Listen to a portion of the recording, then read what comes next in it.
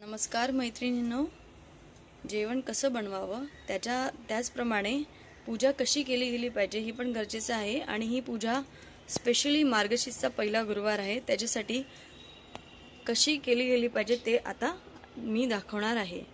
त्याच्यासाठी काही साहित्याची सामानांची गरज लागते, त्याची तुम्ही नोंद करून घ्या। सर्वात प्रथम हळदी कुंकू आणि तांदूळाचं, आणि अजून एक नारळ लागतो। 5 प्रकारची पानं लागतात। खायची पानं, काही खायची पानं लागतात। सुपारी 2 सुपाऱ्या, या 2 सुपाऱ्या आहेत। कलश आहे, कलशामध्ये नथ आहे, हे सर्व देवीला सजवण्यासाठी आहे। हे कलशामध्ये कलश आहे, कलशामध्ये दुर्वा,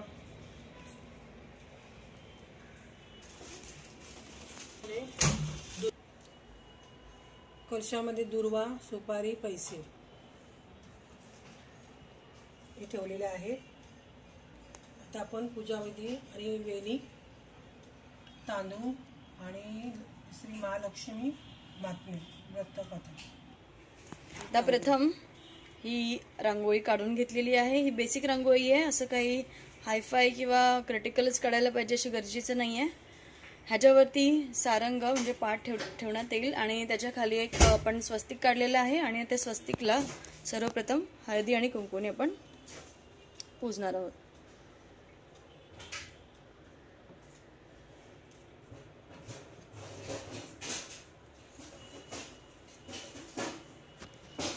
आणि त्याच्यावर आपल्याला पाठ ठेवायचा आहे।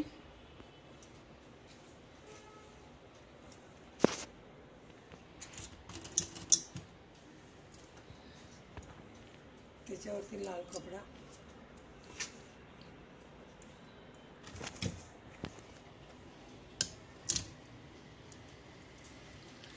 त्याच्यावरती हा लाल कपडा अंतरलेला आहे। आता ह्या लाल कपड्याच्या वरती आपण तांदूळ ठेवणार आहोत।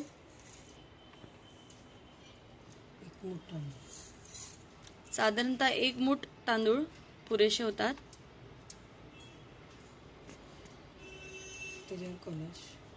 त्याच्यावर हा कलश ठेवण्यात आलेला आहे। आता आपण 5 खायची पानं जी साहित्यामध्ये वापरलेली त्याचा वापर इथे कसा केला जातो ते बघा।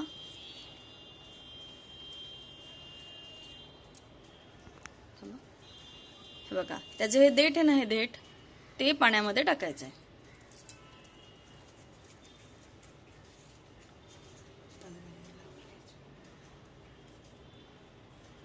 ही मोजून 5 पानं आहेत, आणि थोडीशी आपण चांगल्या प्रकारे ठेवून द्यायची।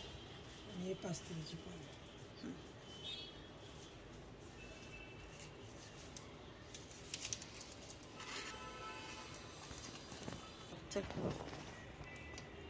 आंब्याचं पान, वडाचं पान,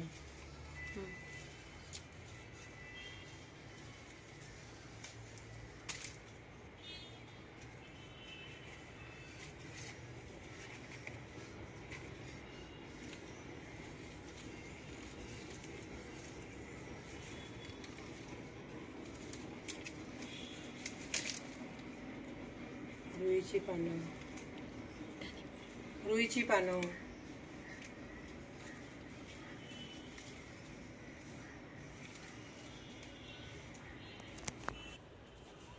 अशी 5 तरीची पानं अशी लावून घ्यायची। मग वरती मी बोलते ना, हा टाक, बोला तर। अशी 5 प्रकारची पानं आपल्याला लावून झाली आहे। आता आपण त्या कलशावरती नारळ ठेवायचा,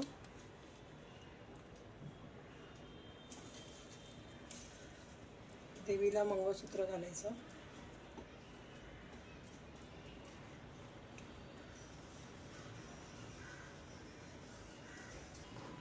ते मंगळसूत्र घालून झाले।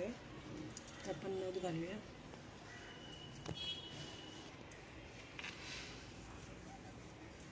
आता वेणी घालूया।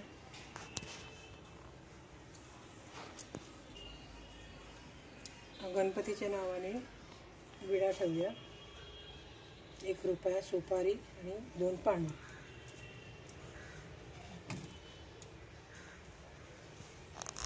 आणि 5 प्रकारची फळं.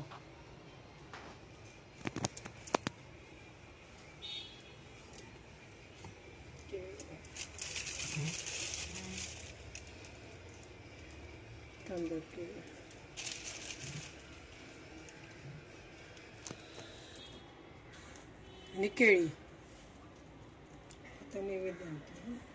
दूध साखरेचा नैवेद्य.